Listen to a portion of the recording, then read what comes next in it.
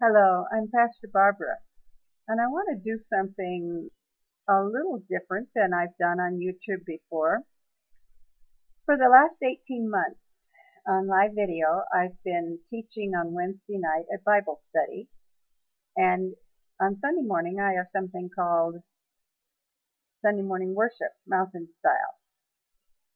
We have been recording these so that those who can't make it to a live broadcast can catch up, and especially those who are from countries where it's nighttime over there when we're doing our Bible study in the evening here. My style of teaching a Bible study is to go verse by verse until we've covered an entire book, and we've learned so many little important but wonderful, blessed things that way. And I don't know if I can speed it up and teach any other way, but we're going to try. I better check with my clock here.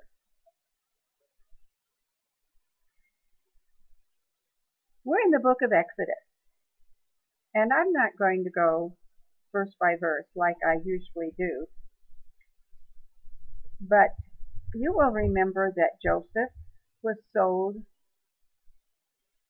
to some people passing through when he went to visit his brothers, and they were tending their flocks, and he wound up in Egypt.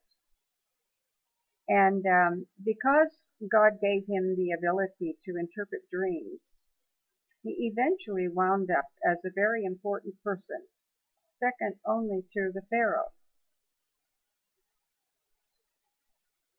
His family eventually came down to live with him,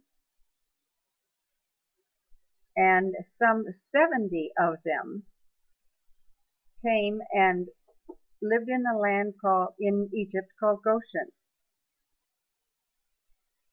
But then after 430 years passed, two things happened. First of all, they were no longer a family. They were now a nation. And the king, well, let me read it. In Exodus 1:8. Now there was a new king over Egypt who did not know Joseph. And he said to his people, Look, the people of the children of Israel are more and mightier than we. Come, let us deal shrewdly with them, lest they multiply, and it happen in the event of war, that they also join our enemies and fight against us, and go up out of the land. They were so mighty and so numerous that if they did join an enemy, Egypt would be in trouble. And so as a result, the Pharaoh decided that he would enslave them and make them work. He finally decided to do away with all males who could serve in an army. In verse 15, he says, Now the king of Egypt spoke to the Hebrew midwives, of whom the name of one was Sipporah, the name of another, and he goes on, and he says, When you do the duties of a midwife for the Hebrew women, and you see them on the birth stool, if it is a son, then you shall kill him. But if it is a daughter, she may live.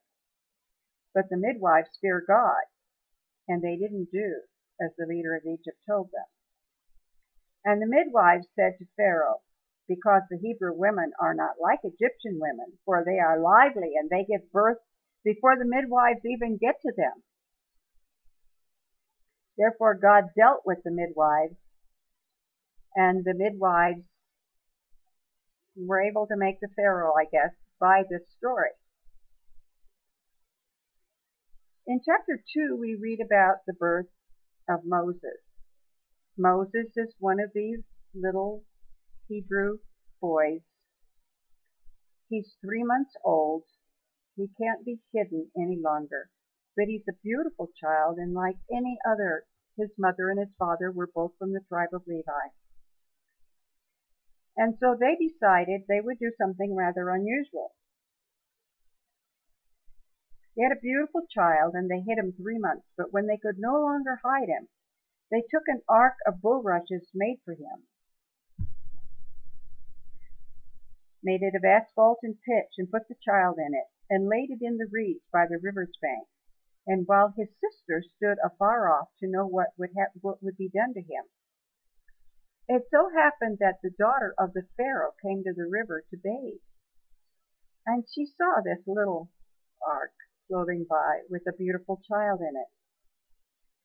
She looked up, and there on the river bank was the older sister of this child.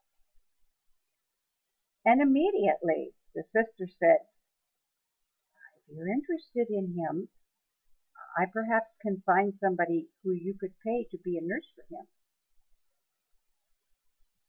So she had compassion on him, that is, the daughter of Pharaoh, and she said, "This is one of the Hebrew children." So the maiden went and called the child's mother. The Pharaoh's daughter said to her, "I will give you wages." So the woman took the child as it happened. Moses' mother was paid to look after him and to raise him and to take care of him. Now, as he was older, we find that he had to flee Egypt. Moses' life can be divided kind of easily into 3 periods of 40 years.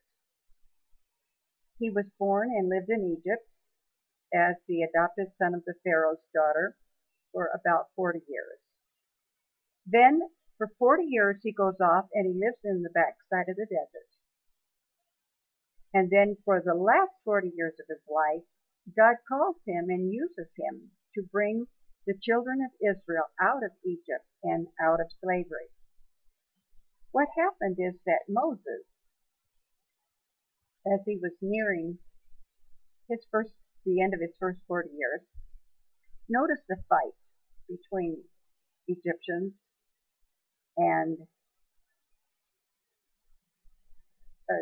Hebrew children. And he became very emotional, and as it wound up, he killed one.